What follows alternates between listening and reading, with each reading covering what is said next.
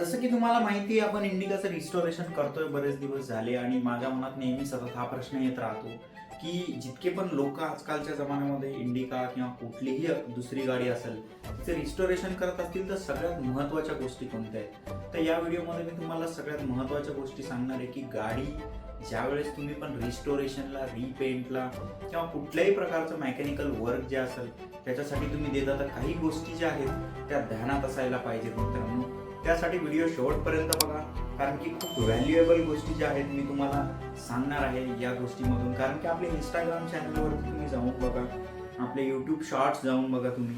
रिस्टोरेशनची progress जी आहे त्याच्यामध्ये काही संपूर्ण माहिती मी देऊ शकलो नाही. मला काही इमोशनल रील करावं लागलं, मला काहीतरी वेगळं करावं लागलं लोकांना सांगण्यासाठी. त्याच्यामुळं या जो यूट्यूबचा लॉंग व्हिडिओचा जो फॉर्मॅट आहे मित्रांनो तो याच्यासाठी आहे की मी काहीतरी इन्फॉर्मेशन तुम्हाला देऊ शकू आणि तुम्ही माझ्या चॅनलला सबस्क्राईब करण्यासाठी तुम्हाला मी कारण देऊ शकू की ठीक आहे, माझ्या कॅटेगरीतले जितके पण लोक आहेत, आता मला माहिती आहे बऱ्याच लोकांकडे जुन्या गाड्या आहेत. म्हणजे ऑलमोस्ट आय थिंक मी खूप लोक बघितले त्यांच्याकडे जुन्या 10 वर्षापेक्षा किंवा 5 वर्षापेक्षा जुन्या गाड्या आहेत. तर त्यांना पण वाटतं माझी गाडी नव्यासारखी दिसावं, कोणीतरी नवीन गाडी घेतं. तर त्यांच्या पण मनात प्रश्न येतो की यार आपण पण नवी गाडी घ्यावं का, हिलाच नीट करावं का, हिचंच काहीतरी आपण रिस्टोरेशन करावं. तर अशा सगळ्या लोकांना गायडन्स करण्यासाठी मी यूट्यूब चॅनलवरती माहिती देणार आहे. तर त्यासाठी चॅनलला सबस्क्राईब करून घ्या. प्रोसेस तुम्हाला व्हिडिओमध्ये दिसलीच असेल की आपण चांगल्या प्रकारे केली. आणि मला कमेंटमध्ये तुम्ही सजेस्ट करून सांगा की कोणत्या गोष्टी ज्या आहेत, कोणत्या गोष्टीच्या टॉपिकवर तुम्हाला व्हिडिओ बघायला आवडतील. खर्च आणि नॉर्मल गोष्टी तर खूप ठीक आहे मित्रांनो, त्यासाठी मी खूप रिसर्च केला आहे.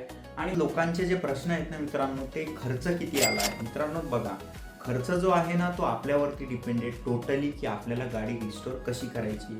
तर माझा मुद्दा हा आहे की सगळ्यात पहिले तुम्ही जो आहे ट्रस्टेड मेकॅनिक शोधला पाहिजे. कारण की मेकॅनिक लोकांमध्ये खूप प्रकार असतात आणि माझं तर तुम्हाला क्विक सांगणं आहे किंवा माझं एक मेन सजेशन जे येते मी तुम्हाला देतो की मेकॅनिक बघत असताना घराच्या जवळ बघा. ही सगळ्यात पहिली स्टेप आहे मित्रांनो.